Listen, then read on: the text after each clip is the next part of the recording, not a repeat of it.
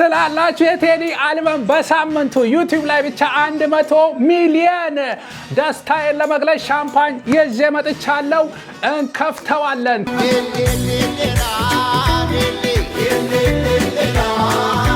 ኢራዋን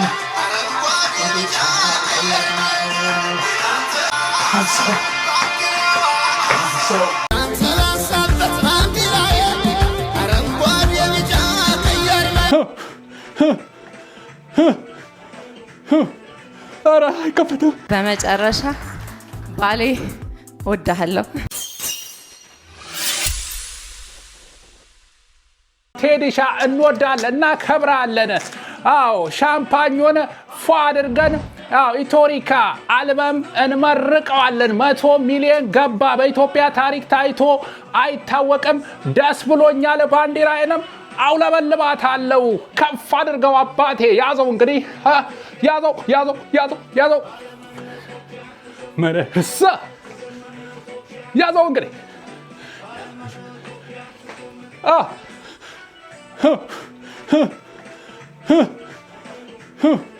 ኧረ አይከፈትም።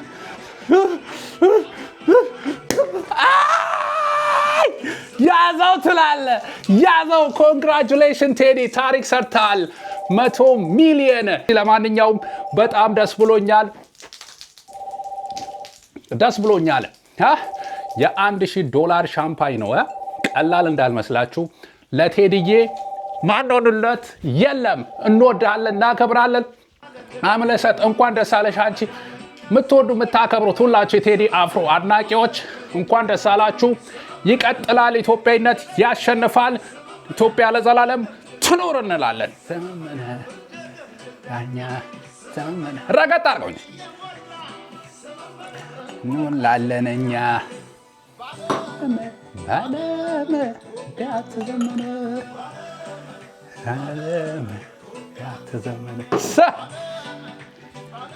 ችኳ ቀርታ ነው። ራሴ ቺርስ አረጋለሁ። እስቲ ቺንቺን ግላድ ዩ አር ግላድ ትላለ። ኮንግራቹሌሽን ሁላችሁም። ኢትዮጵያ ለዘላለም ትኑር። ሀገራችን እንወዳታለን፣ እናከብራታለን፣ እናፈቅራታለን። ጅኒ ያለባችሁ ሰባ አየሌ አለሌ ይዋጋ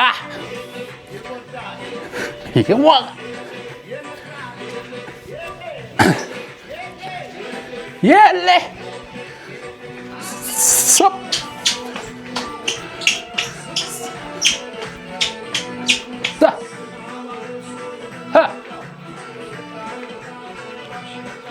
አብያት።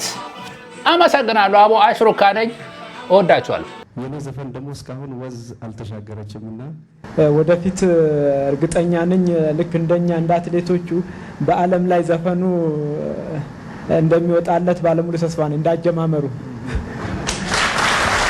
ልክ የዛሬ ሳምንት ነበረ ኢቶሪካ አልበም፣ ተወዳጁ አልበም በዩቲዩብ ብቻ ሪካርዶችን ሰባብሮ 100 ሚሊዮን ምልከታ ለመጠጋት የደረሰ ምልከታን ያገኘ በአንድ ሳምንት ውስጥ ይህ ሁላ ተወዳጅነት ምን አይነት ነገር ነው እየተባለ ይገኛል። ያው አሁንም ፍቅራችን እንደቀጠለ ነው።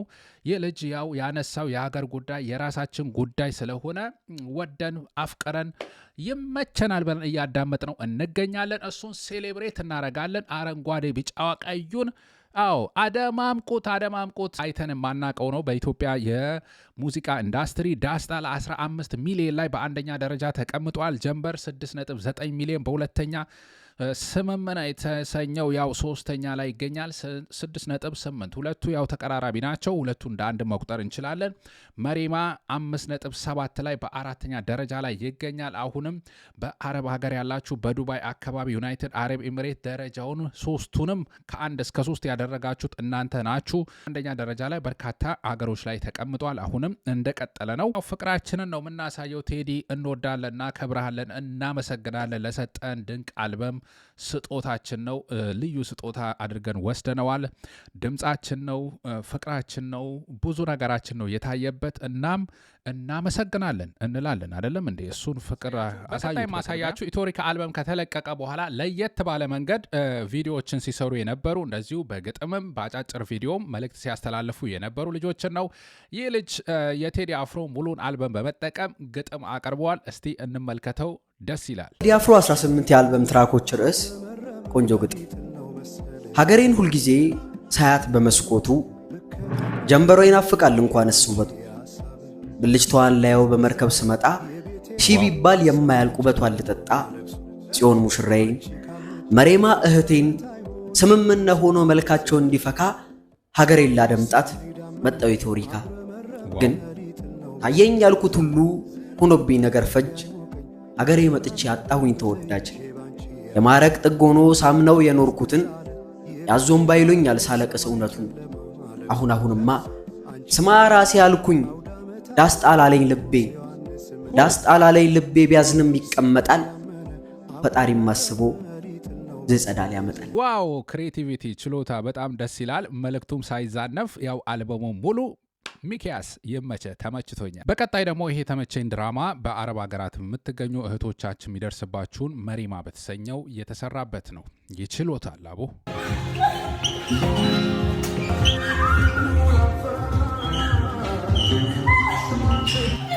አጅሬው ደግሞ መጣ ይመሰጣል፣ ችግር ይፈጠራል ከሱ ጋር አያያያያያያ በአሩሩ መንደር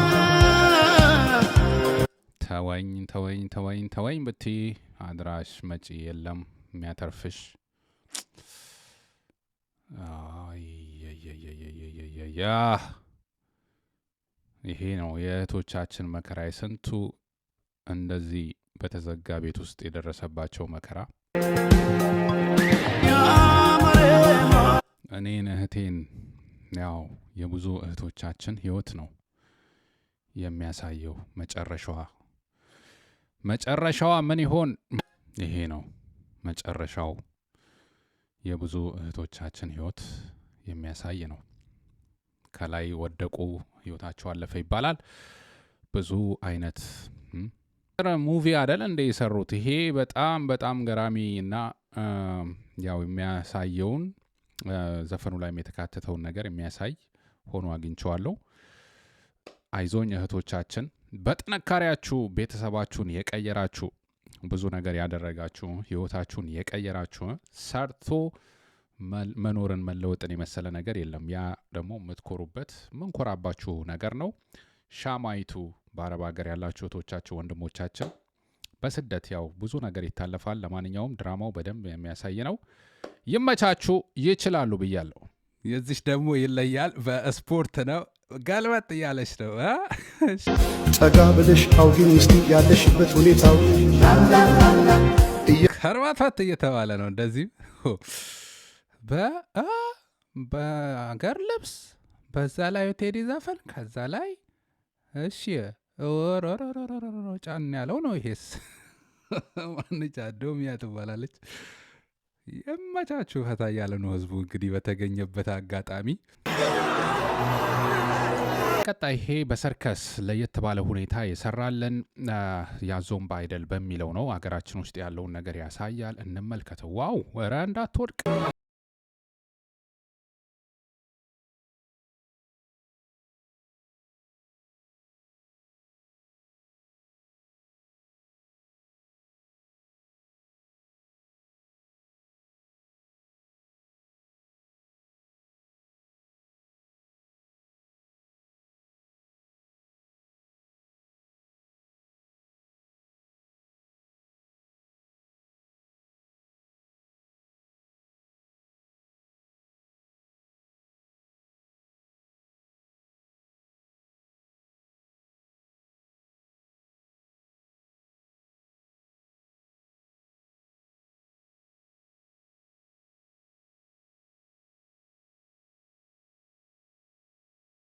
ሻውን አስቀመጠ።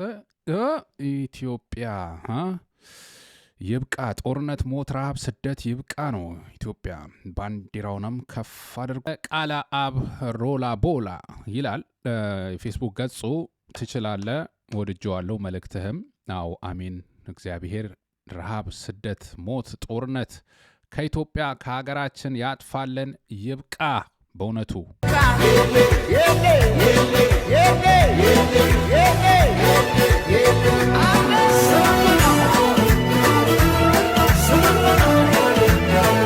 ኤአይ ሁላ በጣም በመልካም ጎንም በመጥፎ ጎንም ተጠቅመንበታል። ይመቻቸው አቡ። ኤአይም በጣም አስተዋጽኦ አድርጓል። ተመልከቷት ቺንጭጭ ዋው! እጅግ በርካታ ነገሮች ተሰርተዋል። ያው ልጅ እናቷን ምጣት ታስተምርም የሚለውን እንደዚህ ሰርተውታል። ይሄ ያው ዳስጣል የሚለውን ሀገር ባንዲራ የመጠበቅ ምሳሌ አድርገው እንደዚህ። እዚህ ጋር ደግሞ የማስመሰል ናቲ ዩቲዩበር ናቲ ነው። አብይ ዳስጣልን ሲሰማ የሚሰጠው አስተያየት ነው። ዳስጣል የተባለው ሙዚቃ በጥቅል አንፌር፣ ጀነራሊ ጨለማ፣ ወቅታዊ ሁኔታውን ካየነው ደግሞ ኢትዮጵያን ማይመጥን ብየዋለሁ። ነገር ግን እዚህ ሙዚቃ ላይ የተባሉት አንድ ሁለት ነገሮች ልበል። የተከበረው ኢትዮጵያ ሕዝብ ይገምግም። ፍቅርን ብዬ እንጂ ተግቼ በሰላም እኔስ መታገሴ መች ከሀገር ይበልጣል አንድ ነፍሴ ብሏል ቴድሮስ። ፐርሰናሊ ወድጄዋለሁ። እንደምታውቁት መከላከያ ሀገር ሰው ይፈልጋል። አሰልጥኖ አስመርቆ ውጊያ መላክ ይፈልጋል። ተመቸ ነው ማለት ነው ለዚች። እሺ እቺን ወኔ እዛ ቢያንጸባርቅ ብዬ ፐርሰናሊ አስባለሁ። ተመችቶኛል ወኔው፣ እኔም ሞቅ ብሎኛል። ሶ የሀገርን ፍቅር መከላከያ ጋር ሄዶ ነፍሱን ቢሰጥ ባይ ነኝ። በዘፈን ይቀላል አይ ነው፣ ግን በተግባር ቢያሳየው ተመችቶኛል። ባንዲራውን አንሳው ይላል። የት የጣልነው ባንዲራ? ያው የጠመዱትም አንደኛ ያው ዘመቱ ሲባል አልዘመተም ቴዲ የሚለውን ነገር እኮ ቂም ይዘውበታል ነው የሚባለው። እንዲህም እየተባለ ይገኛል። አይሉም አይባልም ሰዎቹ። አዎ ጥሩ ፐርሶኔሽን ነው ማስመሰል የሚባለው ነገር። በእንደዚህ አይነት መልኩ ያው የተለያዩ አጫጭር ድራማዎችን በማቅረብ የጥበብ ስራዎችን ተመልክተናል። ወጣቱ የፈጠራ ስራውንም እያሳየበት ይገኛል። የቴዲ አፍሮ አልበም ዘርፈ ብዙ ሆኖ አግኝቼዋለሁ። በዚህ መልኩም ያው ወጣቱ የሚነሳሳበት የፈጠራ ስራውንም ያበረታታበት ሆኗል ማለት ነው። ጥበብ እያበበች ወጣቱን መልእክቱን በዛው እያስተላለፈ ይገኛል ማለት ነው። ደስ ይላል። በርቱ፣ ተበራቱ እንላለን። እናመሰግናለን ሁላችሁንም። እኔ ለየት ያለ ስራ ለማቅረብ በመጀመሪያ ራሴ ደስ እንዲለኝ ነው ያደረኩት። ዘፈኖቹን ስሰራ እኔ ያልወደድኩትን ነገር ሰው ይወደዋል ማለት ውሸት ነው። እኔ ወድጄዋለሁ በጣም። ከዛ ወዲህ ሰው ተቀበለው። እግዚአብሔርን አመሰግናለሁ። ቴዲ ፍቅር ብቻ አልተቸረውም። ያዳመጡት ሰዎች እየታሰሩ እንደዚሁ የስራ ባልደረቦችም እየታሰሩ ሌሎችም ደግሞ ተቃውሟቸውን እያስፋፉ ቀጥለዋል። በተለይ ብልጽግና ነክ ተነካብን የሚሉ አንዳንድ የሃይማኖት መሪ እንበላቸው የብልጽግና ወንጌል የሚባለው አይነት ውስጥ ያሉ ሰዎች ተቃውሟቸውን እያሰሙ ይገኛሉ። ስድብም እርግማንም ምንም ቀጥለውበታል። እንዲያው ወንጌል ቀረ እንደ ቸርች ውስጥ እንደዚህ ዘፈን ማዳመጥ ባህል አልጀመራችሁ እየተባለም ይገኛል። ብዙ ነገር እየተባለ ነው። መልስ ግን ያስፈልጋል የነው አንድ ዘፈን ተዘፈነ ብሎ ኮንፊውዥን ውስጥ የሚገባ ማህበረሰብ ነው የሚሆነው። ለምሳሌ አሁን ቴዲ አፍሮ ዘፈን ለቀቀ።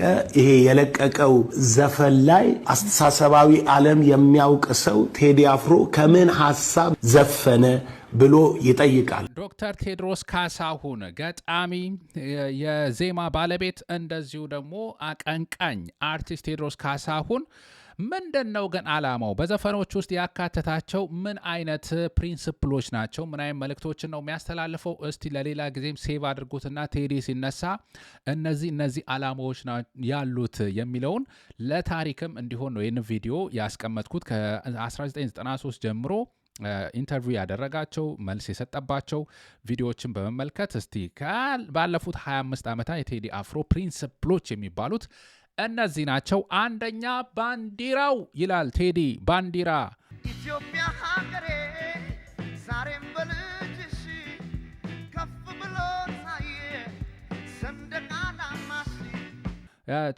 ለኃይሌ ገብረስላሴ ባንዲራው የምናስታውሰው ነው። ታሪካዊ ነው። ቀነኒሳ ብሎ ባንዲራ አንስቶታል። በቃ ሁሉም ቦታ ላይ አሁንም ባንዲራውን አንሳው እያለ ነው ቴዲሻ።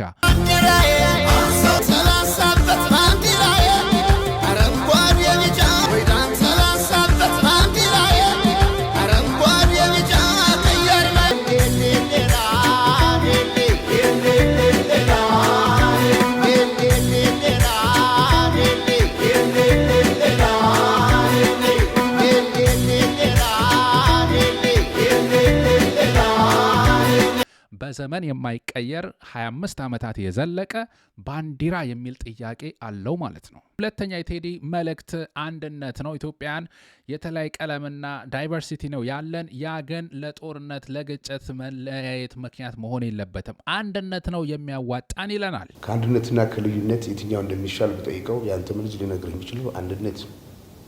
ይሄን ልጆች ሊመልሱት የሚችሉትን ጥያቄዎች በእድሜ በልጽገን እንኳን ለመግባባት የማንችልባቸውን ነጥቦች ላይ በማተኮር ነው የብዙ ወጣቶች ጉዞ እንዲደናቀፍ ይሆን። ሰላም እንፈልጋለን፣ አገራችን እንወዳለን። ኢትዮጵያዊነት ቀለሙ እንዲዘባረቅ ተደርጎ እንደቀረበው አይደለም፣ ረቂቅ ነው፣ የሚጠቅም ነው፣ ለእኛ አይደለም ለሌሎችም የሚጠቅም ነው። ሶስተኛ አንድነት ውስጥ ያው ኢትዮጵያዊነት የሚለው ይንጸባረቅ ነው። ሲዘከር የኖረድ ቀዳሚነትሽ ኢትዮጵያ ሀገሬ ዛሬም በልጅሽ ከፍ ብሎ ታየ ሰንደቅ ዓላማሽ። ቴዲያችን ያው ዘፈኑ ኢቢሲ ላይ ምናምን እንደዚህ እኮ ይለቀቅ ነበረ። ያው 97 በኋላ ነው ያመጹበት መንግስታት ወያኔ ጊዜም አሁንም ያው ቴዲ ቲቪ ላይ እንደዚህ ኢቢሲ ላይ መቅረብ ዘፈኖች እንዳይተላለፉ ነው እየተደረገ ያለው። አራተኛው የቴዲ መልእክት ታሪክን እናውሳ። ታሪክ የሰሩ ጀግኖችን ካላነሳን አሁን ላይ ደና ትውልድ መፍጠር አንችልም። ያንን ታሪክ የሰሩ ሰዎችን እናነሳሳ የሚል ነው። አድዋ ላይ ከተለያየ ብሔረሰብ ተዋቅረው የጠላትን ኃይል አሸንፈው ለመምጣት ያሳዩትን ትልቅነት ኢትዮጵያውያን ስለ ማንነታቸው ያላቸውን ጽናት ለታናናሾቻችን ለትንሾች ልጆች ለማስተማር በኔ እድሜም ሆነ ከኔ እድሜ በላይ ላሉትም ደግሞ ይሄን ነገር አስታውሰን ልናከብረው የሚገባ መሆኑን ለመዘከር የተደረገውን ጥረት በጉልህ ማየት ከአንድ ዜጋ የሚጠበቅ ተግባር ነው ለኔ። ታላላቅ ስራ የሰሩ ኢትዮጵያን ታሪከኞችንም አጼ ምኒልክ ሌሎችንም በዘፈኖቹ ያነሳሳለ አሁንም ደግሞታል። እንደ ባልቻ ያሉ ጀግኖች እንደውም ባልቻ ተለይተው ለብቻቸው እስከ ማይጨው ጦርነት ድረስ የዘለቀ በእድሜ ቸርነትም ደርሰው ብዙ ኩዮቻቸው በህይወት ባልነበሩበት ጊዜ ማይጨው ላይ ተርፈው ደርሰው እንዴት እንደውም ንጉሱ ንቀውኝ ነው ወይ ለጦርነት ያልጠሩኝ ብለው ትልቅ ጀግነት ያሳዩ ከአድዋ እስከ ማይጨው የዘለቁ ጀግና በመሆናቸው ደጋግመው ቢጠቀሱ ደስ ይላል። በመጨረሻም ቴዲ መልእክቱ ይፍቅርና ይቅርታ ነው። ሀገራችን ውስጥ የተፈጠሩ ታሪካዊ ጉዳዮች እንዲያውም አሁንም እየተፈጠሩ ያሉ ችግሮች መፈታት የሚችሉት በይቅርታና በፍቅር ነው ይለናል። አይደለም ኢትዮጵያኖች ተባብረው ለኛ መሆን ብቻ አይደለም፣ በጽኑ እንቅልፍ ለወደቀው ለሰፊው አፍሪካም ትልቅ አቅም የሚሰጥ የሚያፈናጥር ህዝብ ነው እና ለወደፊቱ ለሀገር የምመኘው ኢትዮጵያ ልጆቿ የተባበሩባት ሀገር፣ ለሀገር የለፉ ሰዎች የሚከበሩበት ሀገር፣ ለሀገር የለፉ ሰዎች ሲከበሩ ለሀገር የሚያስከብር ስራ የሚሰሩ ልጆች መፈጠር ይችላሉ። ከምንም በላይ ግጭቶችን አስወግደን በይቅርታና በምህረት በፍቅር በአንድነት ይሄንን መሰረት ያለው ህዝብ ወደ ዘላቂ ጉዞ ለመውሰድ ትልቅ መነቃቃትና መነሳሳት ያስፈልጋል። በመጨረሻ ቴዲን ስናነሳ 3 እንስቶች መመስገን ያለባቸው አሉ ብዬ አስባለሁ። በቅድሚያ እናቱ ናቸው። እናታችን ጥላይ አራጌ የአርቲስት ቴዎድሮስ ካሳሁን እናት። ቃሉን እንኳን ሰምቼ የማላቀውን ነገር ተጠቅሞ ሲያመጣው ምን ጉድ ነው ነው የምለው። በጣም ነው የሚገርመኝ። በእድሜ በጤና ይጠብቅሎት እናታችን እመብርሃን ክልል ድግፍ አድርጋ ተጠብቀው። ብዙ አይነት ነገር ይሰማል። ጠላት ከየትም እንደሚመጣ አይታወቅም። አንዳንዴ እግዚአብሔር ይጠብቀው፣ ይሄን ልጅ ይጠብቅሎት፣ በደስታ በፍቅር ያኑሮት። እናታችን እንወዶታለን። ይህን የመሰለ ወርቅ ልጅ ስለሰጡን። ቴዲን ስብዕና ስናነሳ ከቤተሰብ የመጣም እንደሆነ እንመለከታለን። እሱም በተደጋጋሚ እንደገለጸው አባቱም ትልቅ ተጽዕኖ አድርገውበታል። ጋዜጠኛ ደራሲና የጥበብ ባለሙያ የሆኑት የማስታወቂያ ባለሙያ የሆኑት ካሳሁን ግርማሞ እግዚአብሔር ነፍሳቸውን ያሳርፍልን። ነገራችን ላይ እናቱም አርቲስት ነበሩ። በሁለተኛነት የምናመሰግናቸው አርቲስት አዳነች ወልደ ገብርኤል ቴዲ መጀመሪያ ግጥም መጽሐፍ መጀመሩን ሲያሳያ ያው ቀጥለበት ግፋበት ብላ ይሄ እንትን እዚህ ጋር እንዲደርስ መንገዱን ከፈት ያደረገችው እሷ እንደሆነች እሱም በተደጋጋሚ ይናገራል። ጩጬ በማልበዝ ጩጬ በጣም ጩጬ እያለሁ ግጥምና ዜማ አዘጋጅቼ ዝም ብዬ ስል አዳነች ወልደ ገብርኤል የምትባል አንድ ሴት ነበረች፣ ወይዘሮ አዳነች ወልደ ገብርኤል። እሷ የመጀመሪያ ምልክቴን ያየችልኝ እሷ ናት እና በኋላ ሰው ከከበበ ወዲህ አይደለም የመጀመሪያው ሰው እሷ ናትና በጣም እሷን ላመሰግን እወዳለሁ። በነገራችን ላይ ያው አዲሱ ትውልድ እንደዚህ አይነት ኢንተርቪዎችን ቴዲ ቃለ ምልልስ ያካሄደው ያው እዚህ አሌቢ ሾው ነበረ። ያው በልጅነታችን አሌቢ ሾው ደረሰ እያለን እሁድ ጠዋት ላይ የምንመለከተው ነብሱን ይማረውልን። ልክ አሁን ሰይፉ ፋንታውን እንዳለው አይነት ተጠባቂ በጉጉት የምንመለከተው ፕሮግራም ነበር አሌቢ ሾው። በመጨረሻ ባሌ ወዳለሁ።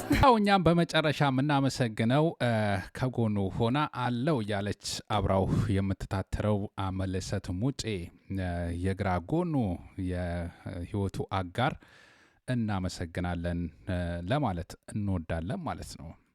ይህንን አልበም ፏፈሽ አደረጋችሁ የሰጣችሁን ባለሙያዎች በአጠቃላይ አብራችሁ ከቴዲ አፍሮ ጋር የሰራችሁ ማስታወቂያን በገጥም በተለያየ መንገድ በማቀናበር ቴዲሻ ጋር አለን ያላችሁ ሁላችሁም ይህንን እንቁ የሆነ አልበም ስለሰጣችሁኝ ከመቀመጫይ በደግ ብዬ አመሰግናለሁ። በራሴ በኩል it was really ፈን ይሄንን ቪዲዮዎች ስለ ቴዲ እነዚህ ነገሮችን ማቅረብ የተካተልኩኝ ሳምንቱን ሙሉ እኔም ቪዲዮዎችን በደንብ የተካተሉ ሳቀርብላችሁ ነበረ።